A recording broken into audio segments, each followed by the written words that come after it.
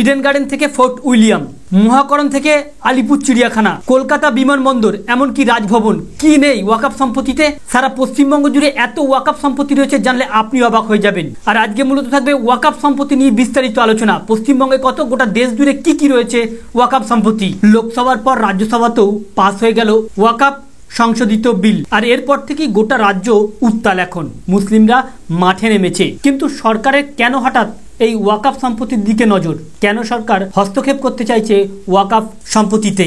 জানলে আপনি অবাক হয়ে যাবেন। ভারতের তৃতীয় শক্তিশালী সম্পত্তির ব্যাংক হচ্ছে ওয়াকফ বোর্ড। ওয়াকফ সম্পর্কে অনেকেই জেনে গিয়েছেন যে এটি এমন একটি সম্পত্তি যেখানে মানুষ স্বর্গ লাভের উদ্দেশ্যে কোনো মসজিদ, কবরস্থান, দরগায় যে সম্পত্তি দান করে থাকে সেটা হচ্ছে ওয়াকফ সম্পত্তি, যা কন্ট্রোল করে সারা ভারতবর্ষ জুড়ে ওয়াকফ বোর্ড। তবে এই ওয়াকফ বোর্ডে এত পরিমাণে সম্পত্তি রয়েছে যেটা জানলে আপনি অবাক হবেন। ওয়াকফের অধীনে ভারতে মোট 8,70,000 সম্পত্তি রয়েছে। 9,40,000 একর জমির নিয়ন্ত্রণ ও পরিচালনা করে ওয়াকফ বোর্ড, যার আনুমানিক মূল্য 1,20,000 কোটি টাকা। এর মধ্যে আবার কলকাতার দুটি অভিজাত ক্লাবও রয়েছে। কেন্দ্র সরকারের রিপোর্ট অনুযায়ী পশ্চিমবঙ্গে মোট 80,548টি ওয়াকফ সম্পত্তি রয়েছে। হ্যাঁ, শুধুমাত্র পশ্চিমবঙ্গেই কেন্দ্র সরকার যে রিপোর্ট দিচ্ছে সেখানে বলা হচ্ছে শুধুমাত্র পশ্চিমবঙ্গেই 80,548টি সম্পত্তি রয়েছে। এর মধ্যে Kolkata royal golf club, Tollygunge ক্লাবও ওয়াকফ সম্পত্তির মধ্যে রয়েছে। শুধু এই দুটি ক্লাব নয়, রয়েছে আলিপুর চিড়িয়াখানা, রয়েছে কলকাতা বিমানবন্দরও, রয়েছে মহাকরণও, এমনকি ইডেন গার্ডেনও ওয়াকফ সম্পত্তির আন্ডারেই রয়েছে। বাংলার সম্পত্তি রয়েছে 158টি। বাংলায় যে সম্পত্তি রয়েছে তার মধ্যে 158টি স্কুল রয়েছে, 4টি মডেল ইংলিশ মিডিয়াম মাদ্রাসা, 19টি মুসলিম হোস্টেল, 9টি হাসপাতাল বা স্বাস্থ্যকেন্দ্র। বীরভূমে ওয়াকফের জমির উপর রয়েছে একটি বিশাল শপিং কমপ্লেক্সও। এইসব তথ্য দেওয়া হয় কেন্দ্রীয় সংখ্যালঘু বিষয়ক মন্ত্রকের তরফ থেকেই। এমনকি ওয়াকফ বোর্ডের থেকে ওয়াকফ বোর্ডের তরফ থেকে কলকাতার কোন কোন জমির উপরে দাবি জানানো হয় সেটা শুনুন।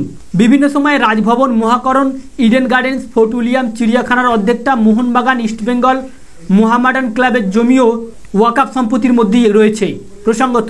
তবে এখনো পর্যন্ত যে অনুমান করা হচ্ছে এই ওয়াকফ সম্পত্তিতেই হস্তক্ষেপ করতে চাইছে সরকার। কেন্দ্র সরকার সম্পূর্ণ হস্তক্ষেপ করতে চাইছে, আর এর প্রতিবাদী মুসলিমরা মাঠে নেমেছে। যে কোনো প্রকারই এই বিল পাস হলেও আইনে পরিণত করা যাবে না।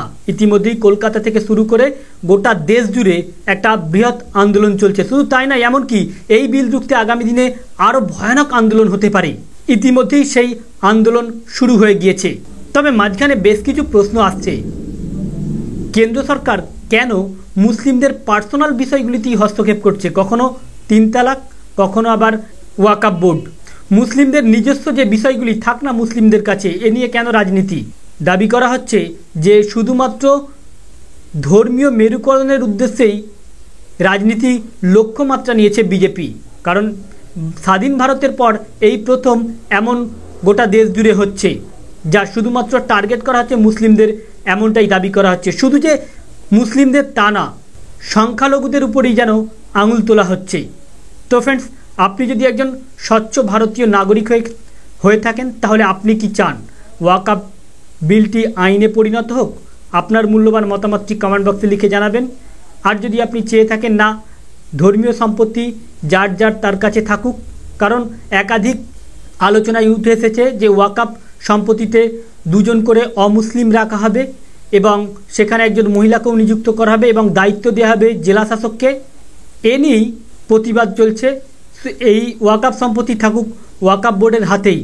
অপরদিকে পাল্টা দাবি করা হচ্ছে যদি ওয়াকফ সম্পত্তিতে অমুসলিম প্রবেশ করানো হয় তাহলে মন্দিরের যে সকল জায়গাগুলি রয়েছে বা ভগবানের নামে দানকৃত যে জায়গাগুলি রয়েছে সেই সম্পত্তিতেও অহিন্দুদের ঢোকানো হোক। এ নিয়ে একটা ধর্মীয় মেরুকরণ সৃষ্টি হচ্ছে। আপনি কি চান ধর্মীয় মেরুকরণের উপর গোটা দেশ জুড়ে রাজনীতি হোক, না সরকার শিক্ষা, স্বাস্থ্য, খাদ্য, অন্ন, বস্ত্র এদিকেই লক্ষ্য রাখুক? ধর্মীয় ব্যাপারগুলি যে যার সে তার বুঝে নেবে। আপনার মূল্যবান মতামতটি কমেন্ট বক্সে লিখে ভিডিওটিকে শেয়ার করবেন। Thank you friends, thank you for watching.